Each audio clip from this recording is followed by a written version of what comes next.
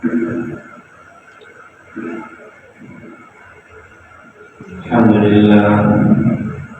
لله وكفى والصلاة والسلام على عباده الذين اصطفى أما بعد أعوذ بالله من الشيطان الرجيم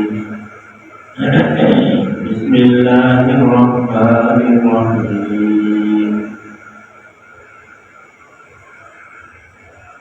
يا أيها الذين آمنوا اتقوا الله وقولوا قولا سديدا يصلح لكم أعمالكم ويغفر لكم ذنوبكم ومن يطع الله ورسوله فقد فاز فوزا عظيما.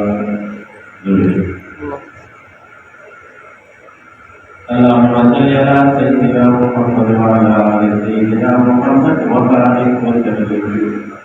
اللهم صل على سيدنا محمد وآدم ونوح وإبراهيم وموسى وعيسى وما بينهم من النبيين والمرسلين صلوات الله وسلامه عليهم أجمعين. محترم سامعین اللہ تعالیٰ کے مقدس کلام میں سے ایک دو چند آیتیں تلاوت کی جو آج درگاہ الہیہ کے مقام سے سمجھانے کی آرزوات کو صحیح ہونے کی کہ جبھی مسلمانوں کو اللہ تبارک و تعالیٰ عمل کرنے کی توفیق نصیب فرمائے.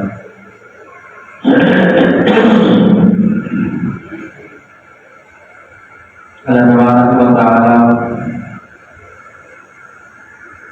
نے انسان کو پیدا فرمایا خصوصی طور پر جس کو اپنا خلیفہ بنایا،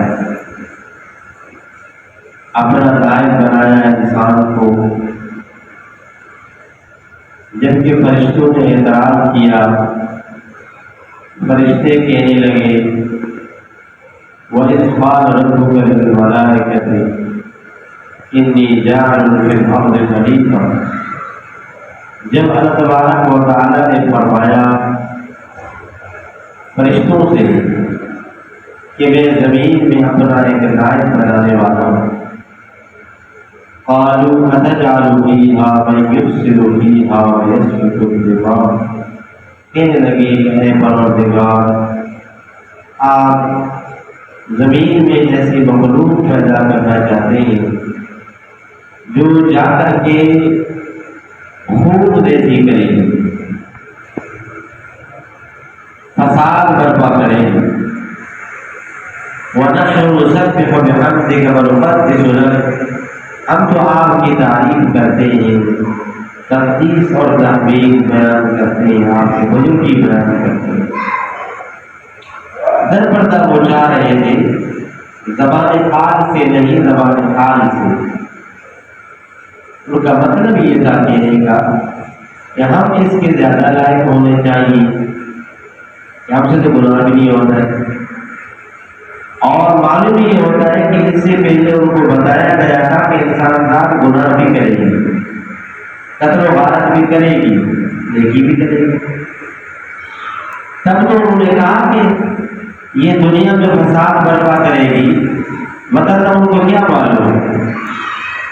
اس سے یہ معلوم ہوتا ہے کہ ان کو پہلے بتایا گیا تھا کہ یہ ایسی قوم ہے، ایسی مخلوق ہے کہ دنیا میں فساد بھی کرے گی، خون ریزی بھی کرے گی، گناہ بھی کرے گی، اور پھر اس کے بڑے اچھے اچھے کام بھی ہوں گے، بڑی اس کی افادیت بھی ہوگی، خدا کی نیابت بھی سنبھالے گی، جان نشین بھی بنے گی.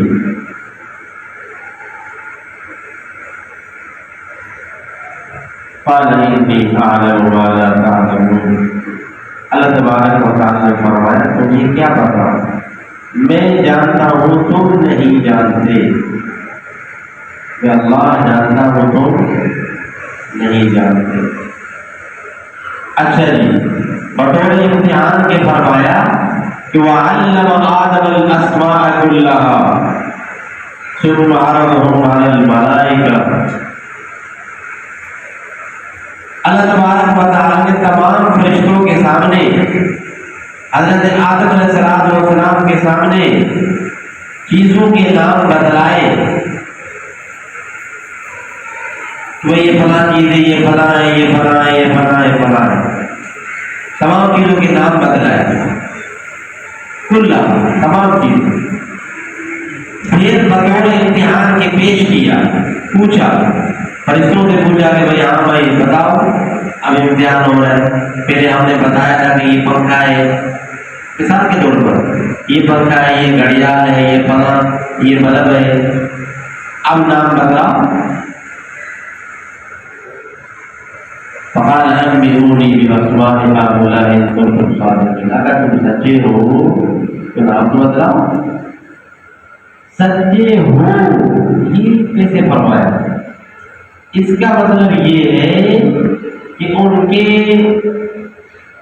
اللہ تبارک و تعالیٰ دلوں کو جانتے ہیں، سمجھ رہے تھے کہ ان کے دل و دماغ کے اندر کیا چیز چل رہی ہے. اگر زبان سے نہیں کہا تھا کہ ہمیں ملنی چاہیے یہ نعمت جو انسان کو مل رہی ہے، یہ ہمیں ملنی چاہیے، اگرچہ زبان سے نہیں کہا تھا فرشتوں نے، لیکن جب اللہ تبارک و تعالیٰ نے یہ جملہ استعمال کیا کہ ان کو تم صادقین، اگر تم سچے ہو تو نام تو بتاؤ، اسے پتہ چلتا ہے کہ ان کے کچھ دل میں دماغ میں چل رہا تھا.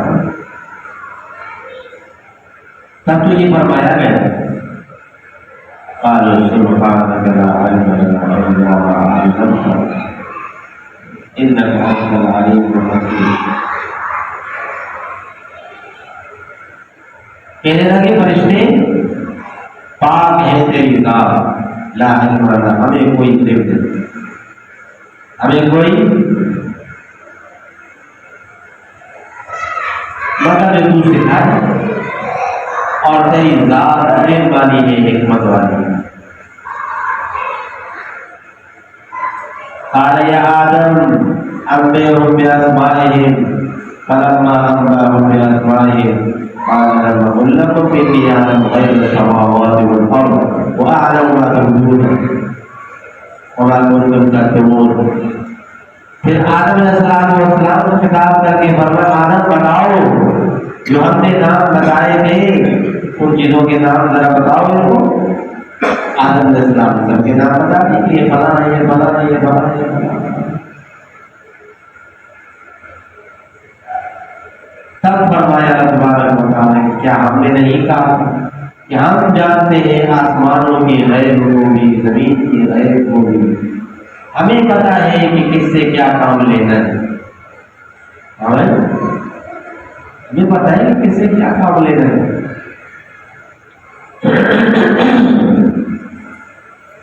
تو دیکھیں جی یہ انسان ہے جس سے شیطان نے دشمنی کی شروع سے لے کر کے، اور بڑی عزت احترام ملا اس انسان کو. وَلَقَدْ كَرَّمْنَا بَنِي آدم، ہم نے بنی آدم کو عزت بخشی ہے، تمام مخلوقات سے اشرف المخلوقات بنایا. پھر نبوت کا سلسلہ رکھا، رسولوں کا سلسلہ رکھا انسانوں میں، کتابوں کا سلسلہ رکھا انسانوں میں. آدم علیہ السلام سے لے کر کے جناب رسول اللہ صلی اللہ علیہ وسلم تمام انبیاء، اور سب کی ملی جلی یہی محنت تھی، یہی کلمہ تھا قولوا لا الہ الا اللہ. لوگوں لا الہ الا اللہ پڑھو، کامیاب ہو جاؤ. اور یہی پیغام دیا تھا اللہ کے نبی کریم صلی اللہ علیہ وسلم نے سب سے پہلے جب اعلان نبوت کیا تھا. صفا پہاڑی پہ چڑھ کر کے لوگوں کو بلایا، پہلا اعلان جو ہوا جب اللہ تبارک و تعالیٰ نے فرمایا کہ اے محمد کریم صلی اللہ علیہ وسلم ابھی جاؤ لوگوں کے پاس، ان کو بتاؤ کہ میں پیغمبر ہوں، مجھے اللہ نے حکم دیا ہے، وہی لے کے آیا ہوں. پہلا اعلان، سب سے پہلا اعلان، نبوت کا پہلا اعلان. صفا پہاڑی پہ چڑھ کے آپ نے لوگوں کو بلایا، وہ فلاں شخص آیا، وہ فلاں شخص، وہ فلاں، وہ فلاں. اب سب کو بلایا، سارے اکٹھے ہو گئے، اور اس سے پہلے لوگوں کا اعتماد تھا نبی علیہ السلام پر، صادق الامین کہتے تھے، صادق الوعد کہتے تھے، سچا صادق مصدوق کہتے تھے، دیانتدار کہتے تھے، امانت دار کہتے تھے، لوگوں کی امانتیں آپ علیہ السلام کے پاس ہوتی تھی، یہاں تک کہ کفار کی امانتیں بھی آپ کے پاس ہوتی تھی۔ اچھا جی، اس کے بعد جب سارے اکٹھے ہو گئے، آپ نے فرمایا کہ کیا تم میرے اوپر اعتماد کرتے ہو اگر میں تمہیں یہ کہوں کہ اس پہاڑی کے اس طرف ایک دشمن کا لشکر آ رہا ہے، جو اگر تم نے میری بات نہ مانی تو وہ تمہیں تباہ و برباد کر دے گا، تمہیں ہلاک کر دے گا، تم پر حملہ آور ہوگا، کیا تم میرے اوپر یقین رکھتے ہو؟ تمام لوگوں نے یک آواز ہو کے کہا کہ اے محمد، ہم تو آپ کے اوپر جو ہے بالکل اعتماد رکھتے، آپ کو صادق الامین سمجھتے۔ تو پھر فرمایا تو بھائی پھر بات یہ ہے کہ میں تمہیں اعلان کرتا ہوں تمہارے سامنے کہ میں نبی ہوں، میں پیغمبر ہوں، مجھے اللہ نے بھیجا ہے، محمد رسول اللہ ہے۔ آج میں پہلا اعلان، سب سے پہلا نبوت کا پہلا اعلان، تو میں تمہیں بتاتا ہوں کہ میں پیغمبر ہوں، مجھے اللہ نے بھیجا ہے۔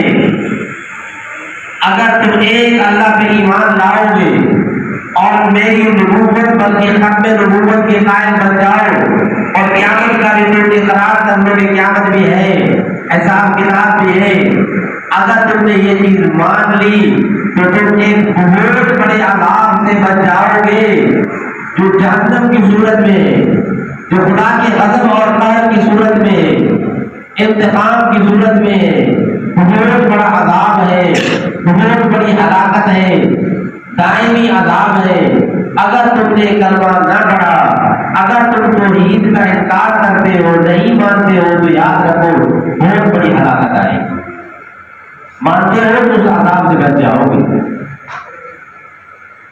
تو لوگوں نے تکذیب کی، انکار کیا لوگوں نے، یہاں تک کہ چچا ہے ابو لہب، انہوں نے پتھر اٹھا کے یوں پھینکا، نعوذ باللہ، کہ وہ جملے زبان سے کہنا بھی مشکل ہو رہے، جو انہوں نے جملے استعمال کی، مگر بتانے پڑیں گے کہ کیا کہا اس نے، اے محمد تیرے ہاتھ ہلاک ہو جائے، اے محمد کہ کیا تم نے ہمیں یہاں اسلام کے لیے جمع کیا تھا کہ ہمارے ٹھاکروں کو اور ہمارے معبودوں کو تم ختم کرتے ہو اور چاہتے ہو کہ سارے ہمارے خدا ختم ہو جائے اور ہم ایک خدا پرست ہو جائے، ایک خدا کو ماننے والے ہو جائے؟ کیا تم نے سب لوگوں کو اپنے آباء و اجداد کے تم دین سے تم پھر گئے ہو؟ تمہیں کیا ہو گیا ہے؟ تو جادو کا اثر ہو گیا ہے تم پر؟ کیا اپنے آباء و اجداد داداؤں کے دین کو تم نے چھوڑ دیا اور نیا دین لے کر آ رہے ہو؟ تو اس کے جواب میں اللہ تبارک و تعالیٰ نے سورہ لہب کو اتارا کہ تبت یدا ابی لہب وتب ما اغنی عنہ مالہ وما کسب۔ اللہ تبارک و تعالیٰ نے فرمایا کہ اے ابو لہب، تم میرے حبیب محمد کریم صلی اللہ علیہ وسلم کے بارے میں کہتا ہے کہ وہ ہلاک ہو جائے، میں اللہ کہتا ہوں تیرے دونوں ہاتھ ہلاک ہو جائے، تو ہلاک ہو جا۔ اللہ نے اسی وقت انتقام لیا اور اس انتقام کو قرآن کا حصہ بنا دیا کہ قیامت تک آخری جو شخص بھی آئے گا وہ جب بھی پڑھے گا، قرآن پاک کی تلاوت کرے گا تو لکھا ہوا تبت یدا ابی لہب وتب۔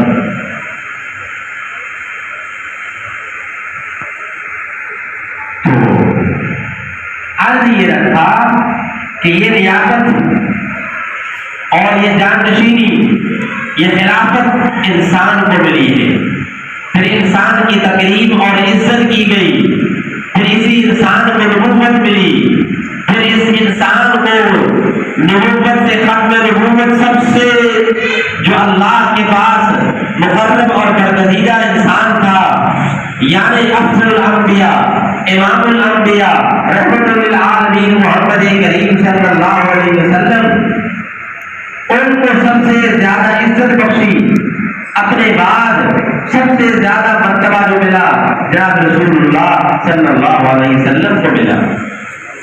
پھر ان کے توسط سے ان کے طفیلے ساری دنیا کے اندر آنے والے امت محمدیہ اس امت کا نشان ہو.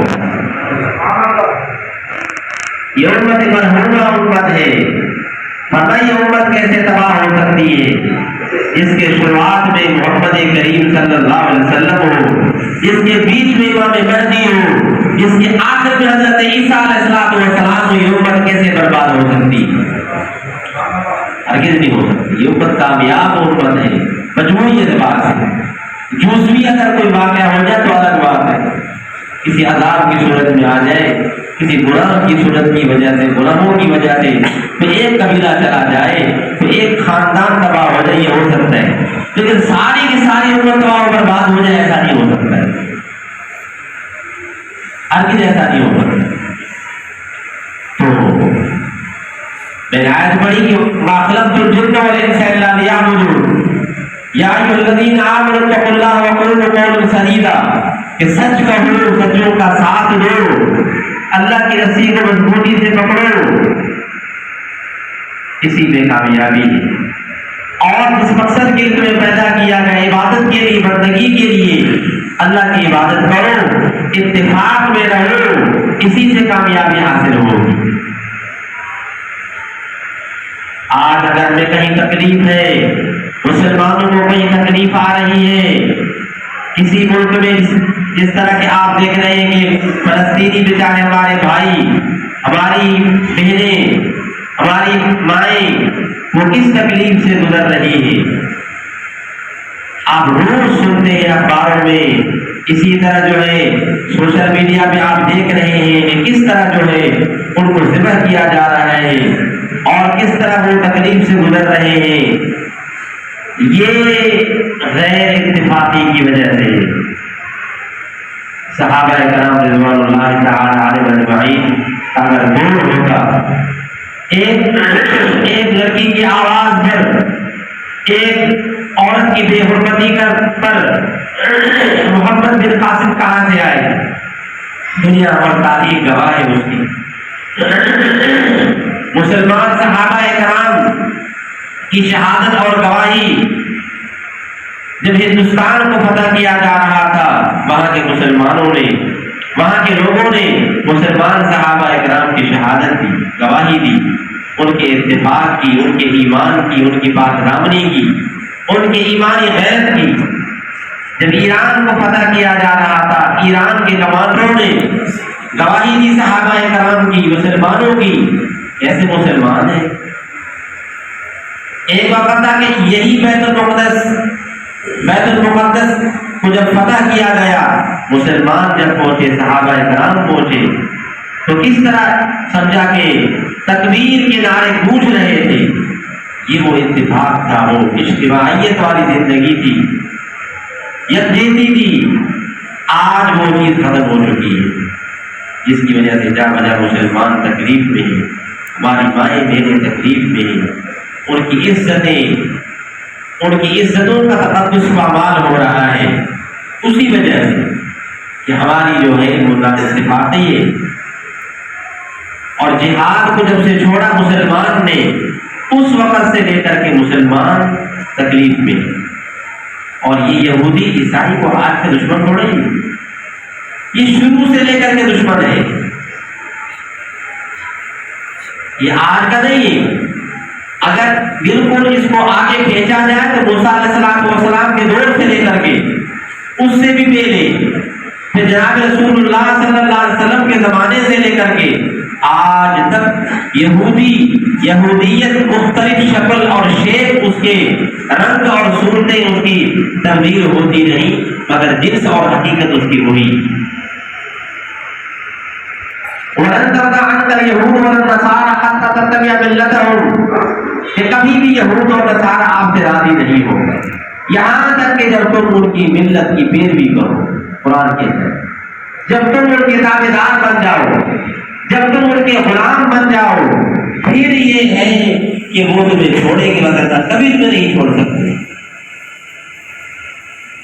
قرآن نے تو پہلے ہی اعلان کر دیا اس وجہ سے آج مسلمان جہاں بھی آپ دیکھیں مسلمان اس وجہ سے پریشان ہے کہ ایک غیر اتفاقی اور جہاد کو چھوڑ دیا مسلمان نے، اس وجہ سے پریشان۔ دعا کریں اہل فلسطین کے لیے خصوصی طور پر اور تمام مسلمانوں کے لیے اللہ سے دعا ہے اللہ تبارک و تعالیٰ ان کی مدد فرمائے۔ اللہ تبارک و تعالیٰ اپنی رحمتوں سے ہمارے مسلمان بھائی جہاں کہیں ان کی عزتوں کی حفاظت فرمائے، ان کے عورتوں کی، ہماری مائیں بہنوں کی اللہ تبارک و تعالیٰ ان کی حفاظت فرمائے، ان کی جانوں کی، ان کے بالوں کی، ان کی عزتوں کی، ان کے ملک کی، ان کے علاقوں کے اللہ تبارک و تعالیٰ حفاظت فرمائے۔ اللہ سے دعا کرنے کے سمجھنے کی توفیق نصیب فرمائے۔ آپ کو دعوانا الحمدللہ۔